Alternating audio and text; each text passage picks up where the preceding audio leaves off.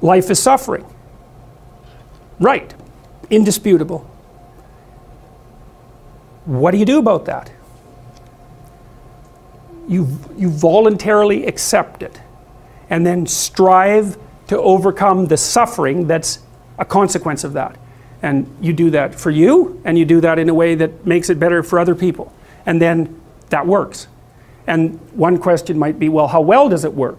And the answer is, the only way that you can find out is by trying it. That's it. That's the existential element of it. The proof is to be derived by the incarnation of the attitude in your own life.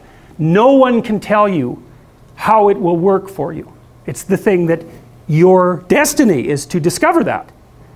And you have to make the decisions to begin with. It's like, because you can't do this without commitment. So you think, well, what do you do about that? Well, you accept it. That's what life is like. It's suffering. That's what the religious people have always said. Life is suffering. Yes. Well, who wants to admit that? Well, just think about it. Well, so what do you do in the face of that suffering? Try to reduce it. Start with yourself. What good are you? Get yourself together, for Christ's sake, so that when your father dies, you're not whining away in a corner, and you can help plan the funeral, and you can stand up solidly so that people can rely on you. That's better. Don't be a damn victim. Of course you're a victim. Jesus, obviously. People think that you should be weak and you should be docile. No. Well, weak people are a problem in general. And I don't mean physically weak. I mean cowardly, let's say, and deceitful, because I'm thinking it more in terms of moral weakness. Well, there's a variety of reasons.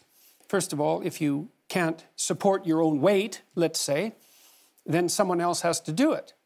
And that's not good. And then if you don't make your pathway, if you don't pick a forthright and useful and noble pathway through life, then you'll become bitter and too hurt by the tragedy of existence. And then you tend to seek your revenge wherever you can get it. And that's not good. So it's a mistake on all fronts. It's not good for you. It's not good for your family. It's not good for the community. It's certainly not a good medium to long-term strategy, because life is very, very difficult, and you have to be prepared for that.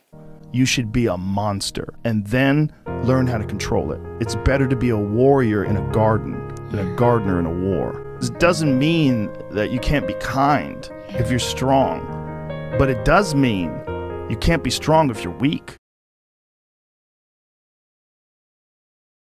Practical knowledge about how to go about achieving an aim. Set a high aim, but differentiate it down so you know what the next step is, and then make the next step difficult enough so you have to push yourself past where you are, but also provide yourself with a reasonable probability of success. So your goal is to make today some tiny increment better than yesterday. And you can use better, you can define better yourself. This doesn't have to be some imposition of external morality. You know where you're weak and insufficient, where you could improve. You think, okay, well, this is what I'm like yesterday. If I did this little thing, things would be just an increment better. And, well, that's a great thing, because you get the ball rolling, and incremental improvement is unstoppable.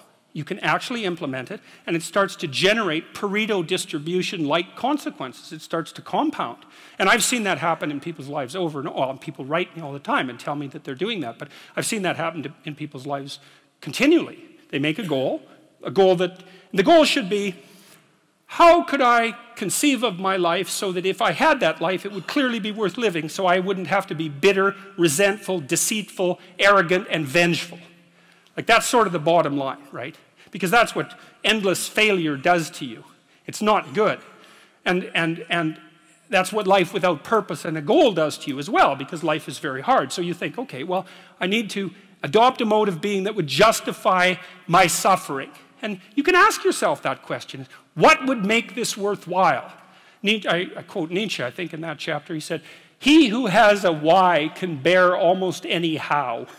That's a lovely line, man. I mean, it's a lovely line. And it's really worth thinking about. So you think, well, how do I manage all this misery and suffering and futility? It's like, well, I need to figure out what I would have to do in order to make that clearly worthwhile. And so then you have your goal, and then you think, well, I need to move towards that incrementally because I'm kind of useless and can only do so much and maybe not even that. But all I have to do is be a little bit better than my miserable self yesterday.